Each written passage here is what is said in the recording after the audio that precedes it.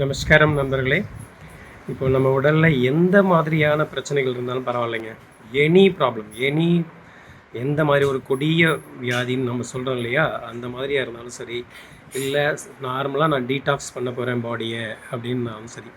இப்போ நீங்கள் பார்க்குறீங்க, இது பாருங்கள், இது வந்து இந்த ஜூஸ், இது வந்து பனானா ஸ்டெம், வாழைத்தண்டு ஜூஸு. இது வெண்பூசணி, ஒயிட் பம்ப்கின் ஜூஸ். இது celery and leeks, rosemary, thyme, oregano இதெல்லாம் போட்ட ஜூஸ். இது மல்லி, புதினா, கருவேப்பிலை, கொரியண்டர், மின்ட் அண்ட் கறி பத்தா ஜூஸ். இந்த ஜூஸு இன்னும் இது கூட வந்து ஒரு கேரட் ஜூஸ், கேரட், பீட்ரூட், ஏபிசின்னு சொல்லக்கூடிய carrot, beetroot, pomegranate, carrot, beetroot, apple, அந்த ஜூஸ் ஒன்று. காலையில் இந்த ஜூஸை நாம் கொஞ்சம் கொஞ்சமாக, இப்போ இருக்கிற அளவுக்கு தான், 100 ml ஈச், ஒரு 5 வெரைட்டி ஜூஸ்.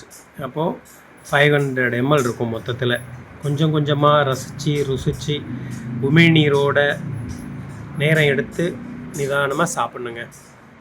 இதை சாப்பிட்ட பிறகு கொஞ்சம் நேரம் எடுத்துக்கிட்டு உங்களுடைய காலையில் பிரேக்ஃபாஸ்ட் சாப்பிட்றதுக்கு உங்கள் வெயிட்டில் இருந்து 10%, அதை நான் ஏற்கனவே நிறைய சொல்லியிருக்கேன். நீங்கள் ஒரு 80 kg இருக்கிறீங்கன்னா தான், 80 kgனா 800 கிராம், 70 kgனா 700 கிராம் இந்த மாதிரி ஃப்ரூட்ஸ்.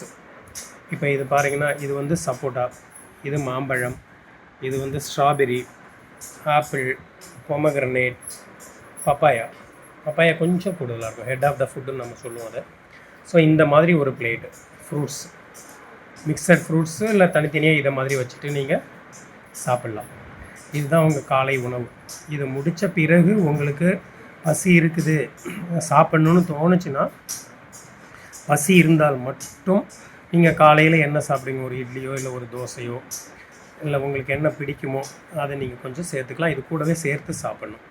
இதுதான் உங்களுடைய காலை உணவு.